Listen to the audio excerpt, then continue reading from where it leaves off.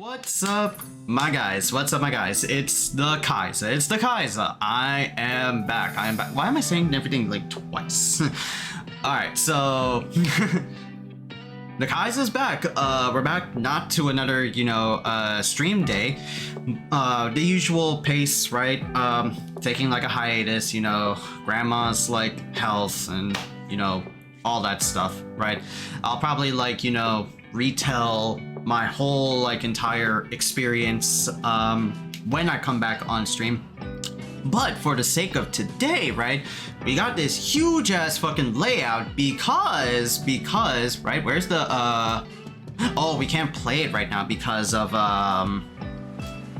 yeah, we can't play it because I'm not on streaming, I'm on like recording. I don't have like my channel points up. There you go. But we can do soundboard stuff, so we can like integrate that. But essentially, it is a Toku time, right? And why is it like on Toku time, right? There's no like mid-season like episode like review for like any Super Sentai or Kamen Rider stuff like that. Absolutely not.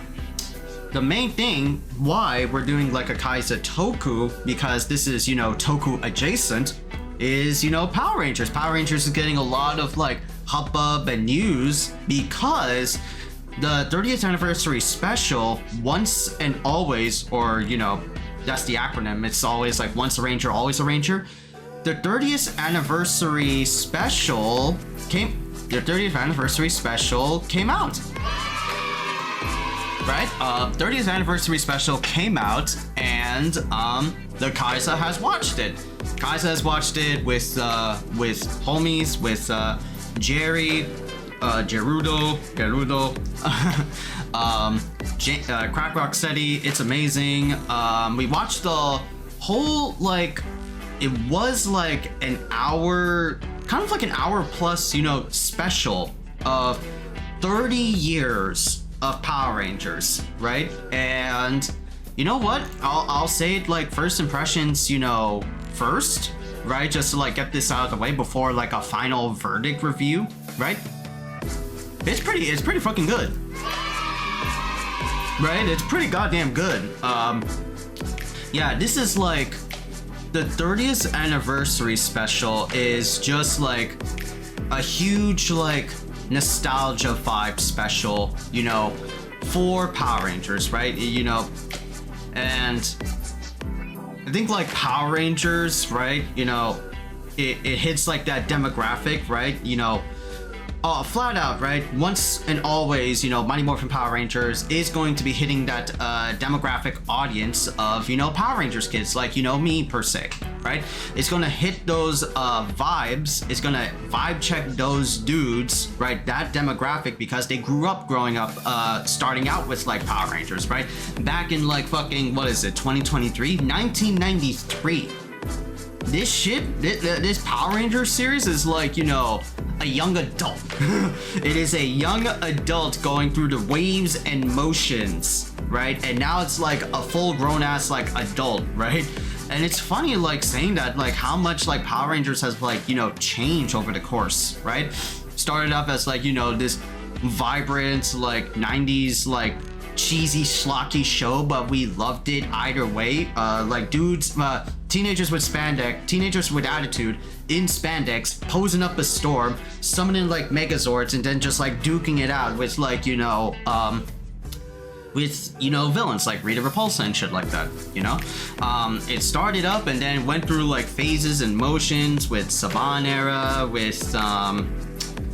with Disney era, with Fox era, with Jetix era, with the Neo Saban era, and now with the Hasbro era right now, right?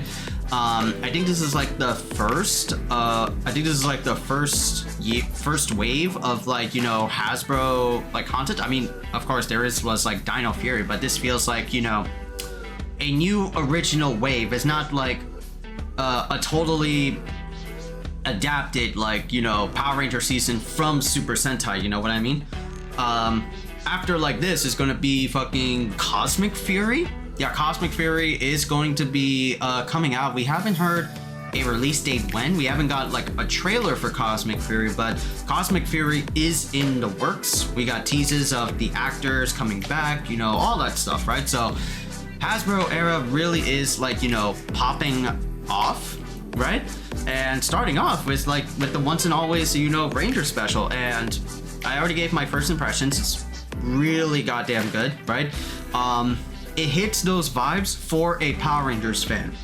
I don't think it's gonna hit the vibes of like, excuse me. Oh god. Oh, excuse me. I don't think it's gonna hit the vibes for anybody who was not into Power Rangers from the get-go, from Mighty Morphin, right? It's not, right?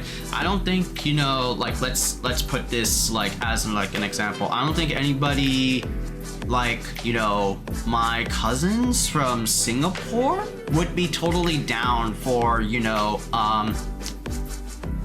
this like special, right? They watch Power Rangers, they like watch like Ninja Steel because they are young, they grew up around, you know, that era, right?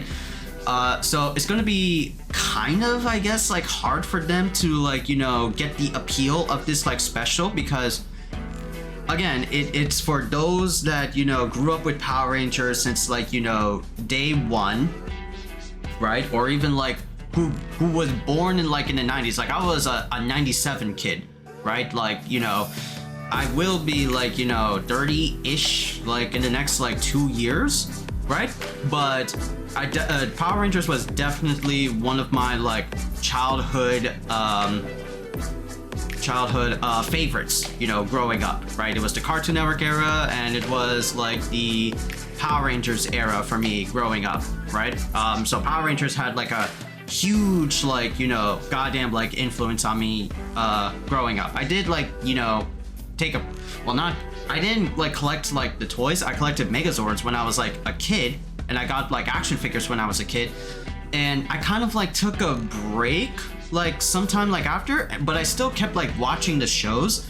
But I did get like Zords, I did get action figures, I did get Megazords, and you know, now I have this like new hobby of like getting like action figures. Like Don Oni Taijin is still Tora Oni Taijin is still there like in the back, right? Sitting there all menacingly like, you know? So the Power Rangers, the Toku stuff, you know, kind of like reignited my spark for like Power Rangers. But you know, as I once said in like some of like my earlier videos talking about Power Rangers, right? Power Rangers material is kind of like meh to me, right? It doesn't hit the vibes and feels of like, you know, Kamen Rider, Ultraman, Super Sentai that I get like that feel from. It just reminds me of like, you know, how old school Power Rangers were. Like they were taken, you know, very much like seriously, like, you know, Time Force, Lightspeed Rescue, you know, all that shit. They had like I said, I talked about this before. Power Rangers is, you know, for a kids show. It's meant for, you know, young kids around like 10 or like, you know, 12 or some shit, right? But, you know, that doesn't mean just because it's like a kid show doesn't mean, you know, it's not afraid to go deep in the bowels, right? Go in depth like philosophical arguments with, you know, Power Rangers, right? We have like themes of like, you know, classism, racism, you know, in old school like Power Rangers, right? And when the Saban era hit, it was just this like, you know, old fucking rhetoric, right? Just copy and paste what made like Power Rangers, Mighty Morphin Power Rangers so good. Copy and paste, insert it into Samurai, and then insert that shit for every other season after Samurai, right? Like there was no flavor, there was no originality. It just felt like so dry and weary. That's where I watched Samurai and I got off at like Ninja Steel because I was like, all right, enough is enough. I can't stand this shit anymore, right? But all of a sudden, like I come back into Power Rangers, like because I saw what, Dino Fury? Like again, it's the same old like rhetoric, right? I mean, but it was like good to an extent. Definitely had some like, you know, interesting vibes that was like different from its Super Sentai like counterpart. I mean, Ryusoulger is definitely much more better than Dino Fury, obviously, right? But, you know, I can appreciate, like, you know, what Dino Fury was doing, you know, themings about, like, you know, death in, like, Power Rangers and all that stuff, you know? So, I definitely respect Dino Fury. But afterwards, after, like, Dino Fury, after its, like, season finale, right? Then we got, like, news of, like, Hasbro, and they're gonna be doing Cosmic Fury, which is, like, you know, their own original idea, right? Because Power Rangers is essentially a American adaptation of Super Sentai with just, you know, American actors. They borrow old footage from old Super Sentai scenes and then import them to America and then cater them to the kids just with like new voice lines and new music, right? It's not going to be a 1-to-1 ratio, but it's going to be a different formula for, you know, an American audience, right? And Power Rangers was definitely unique enough to just be standing out, right? Even though it went through like hay periods, through like rough patches, you know, in the early 2000s, right? Power Rangers is still like pretty going strong, right? Still to this day, right?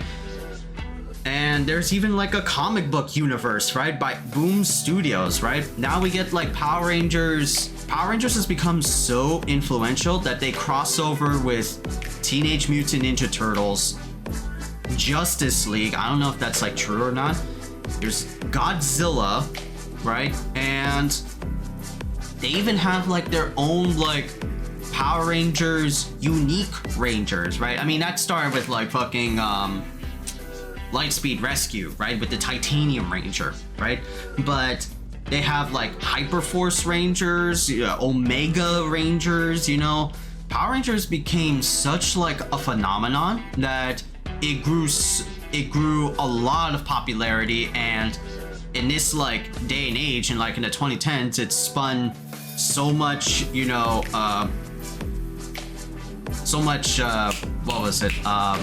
influence, right? That other creators started making, you know, their own storytellings or own storylines of Power Rangers, right?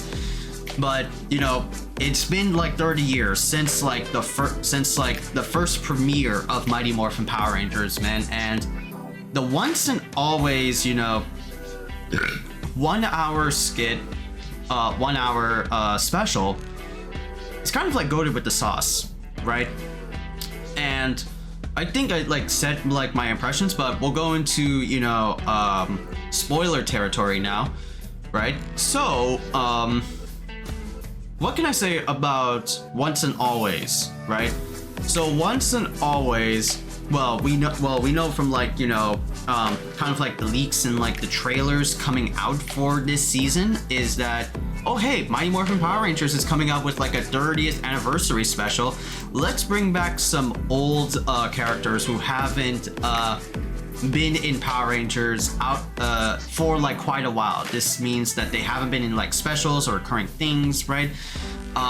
We got to see Walter Jones come back, aka Zack, coming back after a long fucking hiatus. We got to see Billy back. We got to see Catherine. We get to see Rocky, Aisha, and Adam. Well, Adam has like been around here and there, like in space, then in Operation Overdrive. So he's been around the block, but still, it's like pretty awesome to see like, you know, old school Power Rangers coming back. And now this is, you know, this is kind of like, you know, the harsh, you know, reality of it, because we could have gone like the old Power Rangers like cast, but unfortunately life is like not so forgiving. Well, not so forgiving. Life is not so like pleasing for us, right? Because we don't have Austin St. John, we don't have Amy Jo Johnson, Kimberly, we don't have Sui Trang, and we don't have Jason David Frank, right? Because either two of them, well, we know half of them, Austin St. John, didn't come back. He did like come back in like Beast Morphers, right? But then he was later found out was like, you know, COVID like fraud. Like he was like exporting money or importing money to like his own like account, which is like, oh, that's a big no-no. Amy Jo Johnson didn't return to this Once and Always special.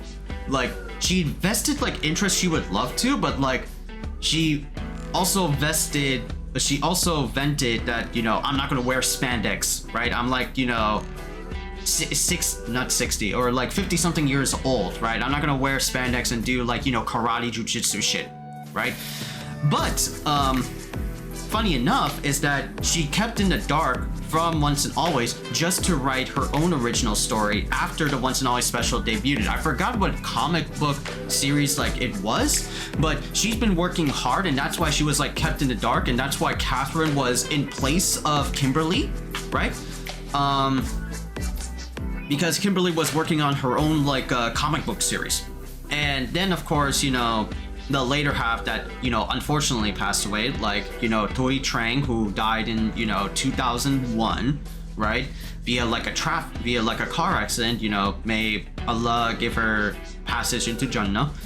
And then Jannatu. And recently, right, Jason David Frank passed away. You know, the GOAT, the OG Green Ranger, White Ranger, the Black Dino Thunder Ranger, right? He passed away via like suicide, and it's so, you know, sad. And this is like what the thematics are for Once and Always, is that, you know, once a Ranger, always a Ranger. It is a heartful piece and a coping piece on passing, right?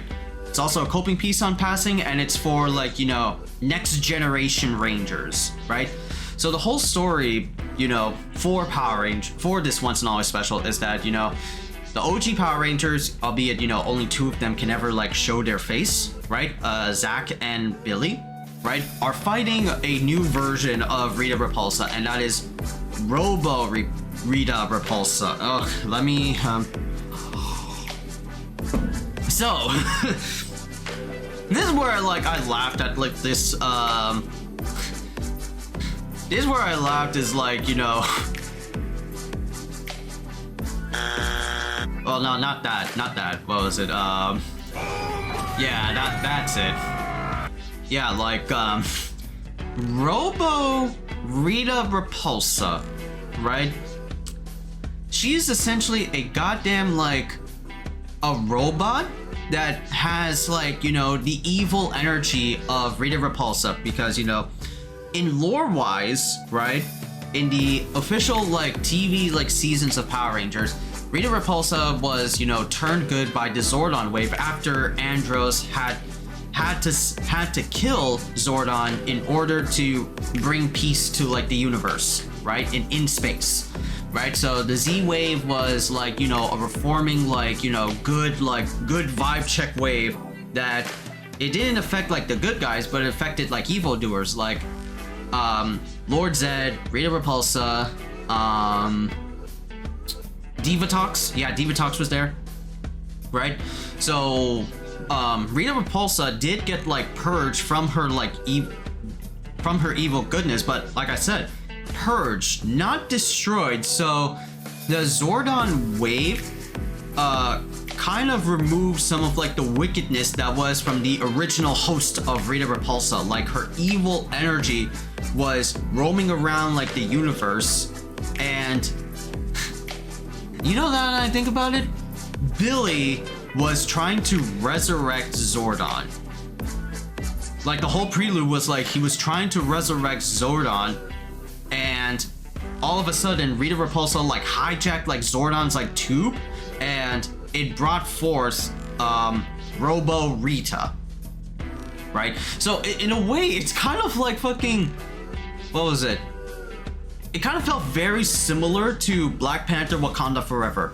Like the opening act, right? You know, where Shuri is frantically trying to save T'Challa, right? And she couldn't like do it because, you know, she was out of time, she was super stressed out, she was super anxiety ridden, right? So she couldn't save his brother. And Billy was trying his best to save Zordon, right? Because, you know, Zordon canonically died in the TV series. Albeit, you know, there's the comic book series, but, you know, let's not get into that like yet, right? But Billy was trying his best to revive Zordon, but ultimately, he brought back Rita in a new form. And they were having like their final like battle, Rita versus like the OG like Power Rangers, and then Rita knocked out like Billy, or like put Billy like on the ground. She was about to kill him, and that's another thing, right? The Power Rangers Once and Only special has like a big like emphasis on like, you know, kill and like die, right? They're like a profane, not a profane amount, but like just subtle, like here and there. But it's like, whoa, we never hear a Power Rangers like show talk about, you know, death or like kill, right? I mean, the theming of it is like, you know, death, right? But not like, you know, villains scream out like die, you know? Power Rangers have always used like, you know, destroy or, you know, eradicate. Something like, you know, clean version for the kids, right? But Toy Trang, what was it? Trini Kwan, she jumped in front of Rita's like evil blast and took the blast for herself, and she died. Like she died, and like everybody was, you know, shocked and grieved that like, you know, Trini died, right? And you know, it was a harsh like passing. And then like a year later, I think it was like a year later. Yeah, it was a year later, and Trini left behind a daughter, Min Hwan, yes, that was her. I don't know if like that's like her real life daughter for Toy Trang, but yeah, Min is the canonical daughter of Trini. And yeah, she Zach and Billy almost well, not almost, but they technically spilled the beans on Trini's death while Min was like hearing about it, and she goes into full like, you know, revengeance mode, right? She wants to kill she wants to avenge her mom and, you know, become a Power Ranger. But Billy and Zach are kind of like, you know, a married, well, not a married couple, but figuratively they're like a married couple, right? They want to like prevent Ming from getting out and becoming like a Power Ranger, becoming a Yellow Ranger, right? Because that was like her mom, she was the Yellow Ranger. So it was a rough time for Ming, and she wants to avenge her mom, but Billy and Zach are like, no, don't do that. You are not a Power Ranger, right? And they get throughout the special, they gave her like lectures on, you know, like, do you think being a Power Ranger is all about, you know, saying like cheesy one-liners and about? Wow, they even went there. They're like self-aware. Like, I like this. One thing that I like about this show is that they're self-aware, right? But what else, right? But Power Rangers, oh, it's not Power Rangers, what am I saying?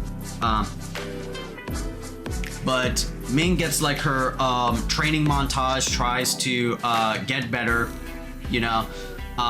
There were like several attempts where she like tries to fight, but it doesn't like activate, she doesn't activate like the power coin, right? Because the reason, I think this is like also like a lore reason, is that, you know, the power coins were originally destroyed in the OG season. Someone had to like, you know, let me know like in the comments, like please let me know, because I'm like out of the loop when it comes to like, you know, old Power Rangers lore, right? But basically the old Power Rangers power coins for their like, you know, transformation trinkets. They're all kind of like destroyed, and the one that like survived was, you know, Trini's.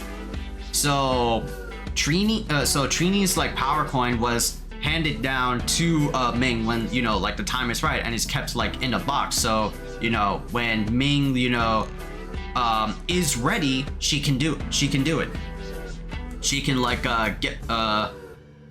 she can like, you know, get it and become a go-go Power Ranger, right? But there were several opportunities that Ming tries to like, you know, fight the bad guys and tries to become a Power Ranger, but the power coin does not respond to her, right? And so Billy and Zach tried to call upon old Rangers via Alpha 9s, where I think like it was Jerry that enlightened me on this. Like there was like an Alpha 5, and now there's like an Alpha 9. So like what happened to like the other like 3, right? But Alpha 9, oh no, there was like an Alpha 8, and then the dark energy of Rita Repulsa possessed the previous Alpha, like Alpha 8, and became Robo Rita Repulsa, and then there was Alpha 9, right? So it's like, okay, sure. But Alpha, Billy, and Zach use like the Bandora protocol, right? Which is like, you know, a big like summons to, you know, summon like old like Power Rangers that we haven't like seen in a long time, but now are here like in the special. And you know, there's only 2 Rangers, right? 2, and that's Rocky and Catherine. Those are the only 2, right? And we don't see like the Green Ranger or, well, the OG like Pink Ranger, because in this special they got captured by Rita's new like monster, or Sneezard and Minotaur. Sneezard just basically turns like 2 of those like Power Rangers into Lightning Collection figures. Like she was like her whole, the Robo Rita Repulsa whole like end game is that she would use the energies of the captured like Power Rangers, and we see like a couple of them that are turned into like toy form. Jason, Kimberly, Dino Thunder, Lost Galaxy, Beast Morphers. We see like a collection of those like action figures, right? And so she uses those action figures for the purpose of opening a time portal, go back in time, meet with her old incarnation, and kill the Power Rangers before they become Power Rangers. Essentially, like, what was it? Kind of like the joking like plot line of Avengers Endgame, where like War Machine and Hulk have like an argument about like time travel, and like War Machine suggested, you know, if this takes us back in time, why don't we just, you know, kill baby Thanos before ever Thanos becomes like a fucking monster, you know? And then they get to a whole like big debate about time travel and ethics. But that's the Robo Rita Repulsa agenda, right? So, Rocky and Catherine gear up to become Power Rangers, right? They are okay to do the job. They get like easily like trounced, and I gotta say, I love like, you know, the action sequences of these guys. I don't know if they're like stunt doubles. I mean, I'm pretty sure there are, because like, you know, these actors can't do like any of this shit that they did when they were like, you know, young. They're like old now. They got like old problems. Like, I don't know if they have like arthritis or some shit like that, but I don't think they can't do their own stunts. So probably they had like, you know, stunt doubles. But it felt like the action was, you know, really smooth. You know, it didn't feel like it was a total like rip-off from like Super Sentai. I mean, it's an original piece, right? So they gotta have like, you know, either they can do their own stunts, which is incredible, right? If they can do their own stunts, it's incredible. Or they got like some stunt doubles to do their stunts for them, you know? But they have like several interactions where, you know, they try to fend them off, and they even do like, you know, wacky plans, like do like magnetism to like hold them off or some shit like that. And they would even get like, you know, messages from other legacy Power Rangers like Aisha and Adam, who are now Space Patrol Academy instructors. Is that what they are? Like they are related to Space Patrol Delta Power Rangers SPD because they got like the name tags on them, which is, you know, Space Patrol Academy, SPA. So they're kind of like related in a way. I think it's like, what was it? I saw like on tweets that they are the forefathers of SPD, something like that. Like they hint that they're trying to relocate to a planet somewhere like in the Sirius system, which is where Doggy Kruger is, and the Trubian system, which is where Emperor Grum hails from, right? So we got to see them and get like some cool callbacks to like, you know, old school Power Rangers and Super Sentai. And speaking of which, that Bandora protocol is a Super Sentai reference because that's the original name of Rita Repulsa in Super Sentai. Evil, like wicked queen Bandora, right? That's like her official like name.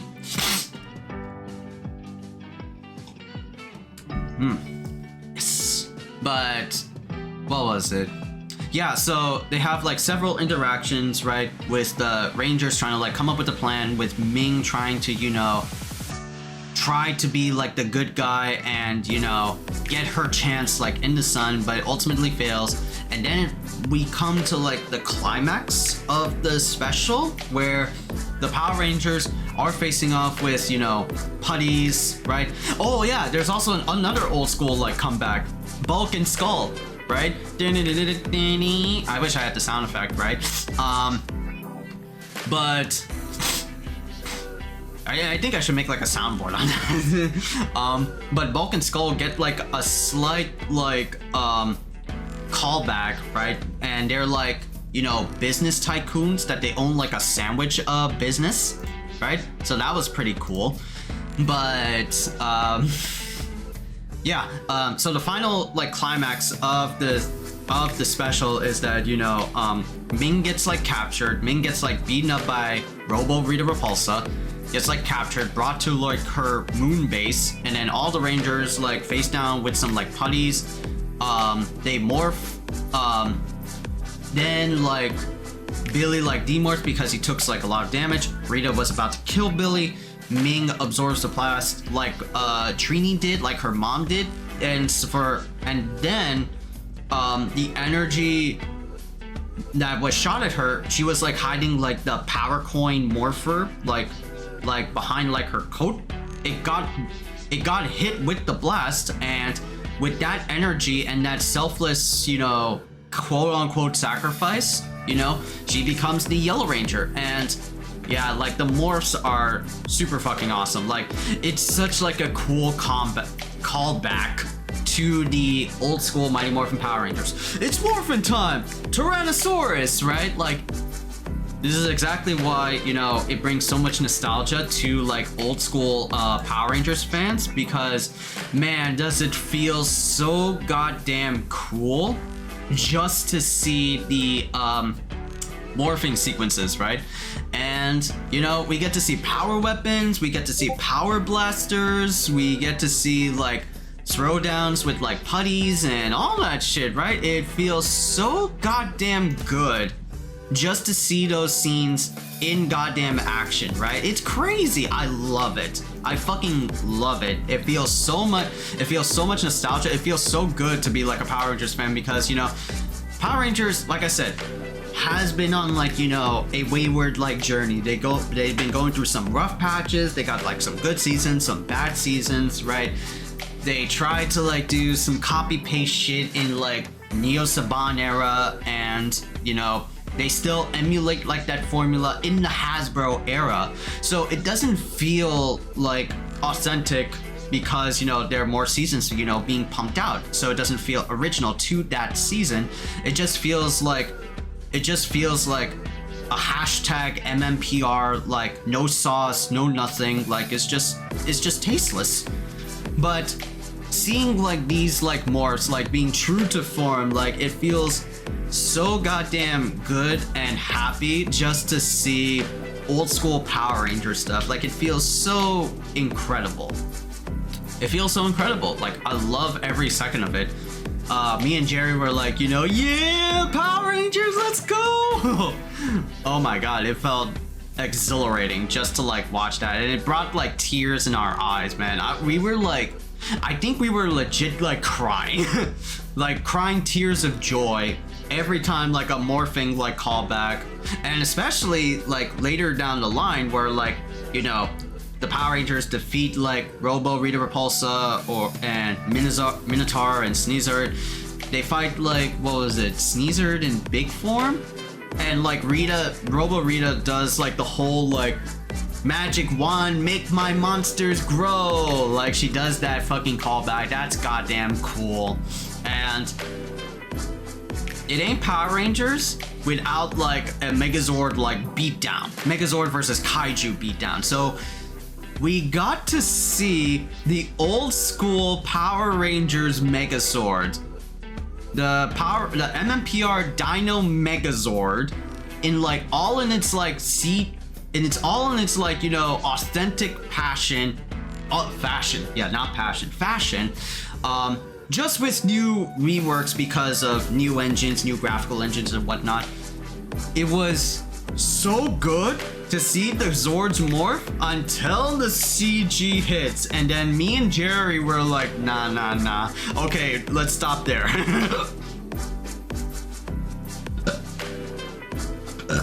Let's stop there.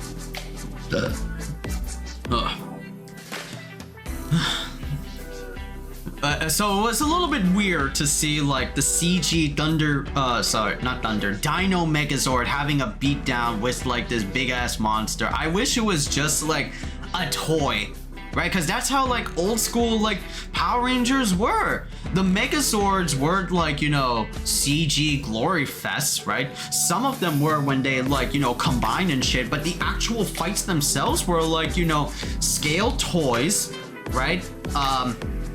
Just beating down on dudes on like a scaled like platform like Godzilla style, and that was just like the fight, right? In Super Sentai we kind of like, you know, see that more often with like Zenkaiger and Dawn Brothers implementing the usage of CG, right? Because in the old days Power Rangers was all about like, you know, the big like honky chunky like toys. I don't know how they move with those like big combinations, right? But with the techniques of CG it definitely works, but it is such like a big like 50-50 take. Like either you like it or you don't like it, and I'm kind of like in the mid ground, right? It looks cool, but like damn does it look rough. Damn does it look kind of like ugh.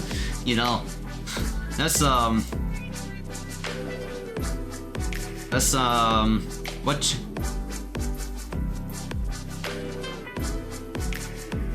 Well, no, I don't have any like disgusting sound effects, right? But yeah, man, it's just it kind of feels a little bit weird in all sense of the word. But we got our Megazords, we got our Power Rangers, we got our nostalgia vibes, like, you know, hitting all those like vibe checks hitting on us, right? And it feels super good. Then it ends and we have like this like poignant, like, you know, heartwarming thing about like once a Ranger, always a Ranger, right? No matter where you go, no matter where you are, you're always a Ranger. You can hit us up in the command center, right? And we get like this like ending clip. I think it was actually a scene from the old school Power Rangers where Kimberly picked up a guitar, starts singing a song, and we get to see like the OG cast like in old form, right? Because, you know, OG casts, you know, half of them are not here and half of them are not here and half of them are here, right? But it's a poignant tale, like singing a song from Kimberly, the actress herself.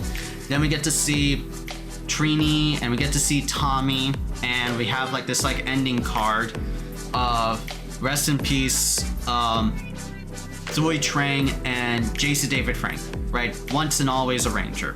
And then we get like another scene about like the OG Mighty Morphin Power Rangers opening scene, just with like all the shit that we saw from the special. So it was super fucking awesome to see that special, man. It, like I said, it was absolutely brilliant. It was fun to watch and it was heartwarming to watch. Now, this is where like, you know, the roughness kind of like, you know, starts, right? And what I mean by like roughness is like, as much as I really like the Power Rangers Once and Always special, there are some like qualms that I have with this shit, right? You know, and if you don't want to come by on this part of this, you know, video, like, you know, I'm sorry, but I know I like this special, but it's just my nature that, you know, as much as, you know, we love like Once and Always, not everything about like Once and Always is kind of like, not everything fiction can be like, you know, perfect like 10 out of 10 score. Like, it's just not my, you know, persona. Nothing is really like perfect, right? Like, nothing is really like, you know, 10 out of 10 unless I like, you know, have like some bias or some shit like that. But, you know, I like to always see like flaws, right? Because flaws, you know, kind of like, you know, builds character, right? I always like to see, you know, what things are good and what things can be like, you know, worked on, right? That's just like, you know, me going over the course of like, you know, my student undergraduate career in like college and high school, right? You know, sometimes, you know, your greatest works may not be that good. Sometimes it can be perceived as like, you know, bad to like other people. And so you can like stick with it and like believe in yourself that it is like good, or you can like take like the mature route and, you know, what can be like worked upon? What can I do to like improve myself? You know, not change yourself, but improve, but to like strengthen yourself, you know? So, but that's like on a perspective level, right? As far as like, you know, itself goes, like, I already give it like, you know, I would give this shit like a 9 out of 10. Yeah, a 9 out of 10 would be a very good score for Once and Always special, right? The only reason I would give it like, not give it like a 10 out of 10, well, because it's like, you know, it's new age like Power Rangers, right? So this is coming from like my critical ass, like, I don't like the cheesy like quips. I don't like, you know, the constant like, you know, one-liners, right? You can do it, but like make it like smart, right? And that's what they did, right? You know, like Zach, I said, like Zach had this line. It's like, you think a Power Ranger is being, you know, kicking bad guys in the butt and like saying one-liners all the time? That's fucking spot on. That's how you do like Power Rangers. Like, be like self-aware that the shit that you do is hokey. It's bullshit, right? Like it's so like I said, right?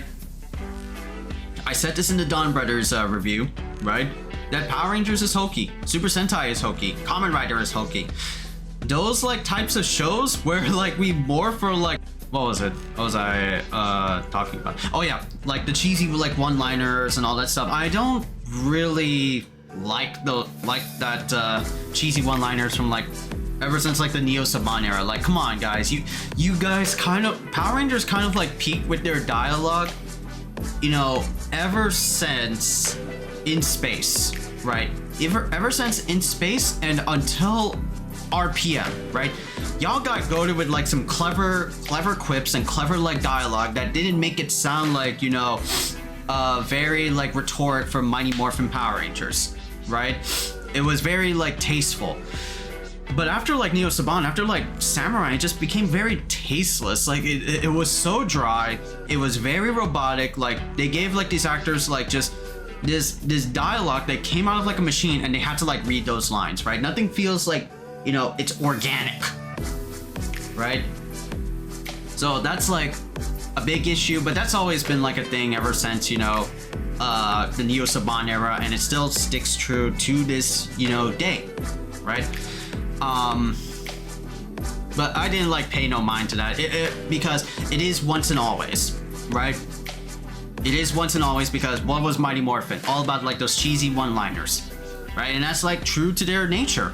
That is what Power Rangers, that is what makes Power Rangers Power Rangers, you know? Of course, there are other qualms like, you know, the CG elements in the Megazord fight, that shit. Characters were good, right? Ming got like an exceptional like growth in this one, right? Being an up and coming, you know, Yellow Ranger, right? Now, so all of it was like really good. Now, the only like thing that I really had like trouble like grasping on was like the message, right? Because, you know, the message about like Once and Always is about like, you know, death and passing, right? Because, you know, Trini Kwan like passed away, like a horrible fucking like vindication of murder by Rita Repulsa, right? And it talks so much about, you know, forgiveness, right? Billy's like character in that show was like, man, I feel so bad for letting myself, you know, caught off guard and letting Trini get blasted by Rita juice. And like Zack is like the harsh father trying to like lecture down, you know, Ming, and, you know, passing is like tough, passing is hard, right? But the thing is that the whole like special talks about the legacy of Trini Kwan, but the thing is that this special came out after Jason David Frank, right? And a lot of Power Rangers, not just like, you know, Power Rangers, you know, the actors themselves, but also, you know, also fans, right? But the Power Rangers community as a whole mourned for the death of Jason David Frank. Like, he was the person, he was the spokesperson, he's the PR of Power Rangers, right? You gotta understand, he is the central icon, he is the leader of Power Rangers. And unfortunately, you know, God decided it was his time to, you know, pass away via like suicide. And it's, you know, it was a shock when the news came by in like November, right? When he passed away like that, right? And it's fucking traumatic and rough, right? So it kind of feels like a sort of like mixed messaging thing. It's like, all right, are we having this like once and always special about like Trini, the actress for Trini, who passed away in 2001, long time ago, and we're kind of honoring her legacy now in 2023, right? Like, Trini lives on in comics, right? Trini lives on in the Boom comics, and she's like, you know, I haven't read like the Boom comics at all, but she's kind of like a central character. There's like, you know, what was it? I remember from Battle for the Grid, and that's like my extent of knowledge, is that Trini gets like, you know, a dragon armor, like mini Megazord form, something like that. But as far as like the TV show goes, right? We haven't, because, you know, she died. We don't see Trini at all after 2001. And now all of a sudden you're kind of like remembering her, but we just had Jason David Frank, and now you're not honoring Jason David Frank, but Trini, right? We don't get to hear Jason like at all throughout like the special, because he gets like captured in like in the toy form, right? And we only hear his name like once or like twice, right? So it kind of feels like a little bit weird to, you know, recognize an old school legacy ranger, but not for like another ranger. We do honor him as like an ending card, but I feel like I got some mixed fucking signals over here, right? and this also like goes in line with like, you know, production anyway, right? Because, you know, 30th anniversary special, the once and always special, comes out like now, right? You know, if it was about like Trini, we could have had this like special in a 20-year anniversary, or in a 15-year anniversary, or a 25-year anniversary, you know, before Jason David Frank passed away.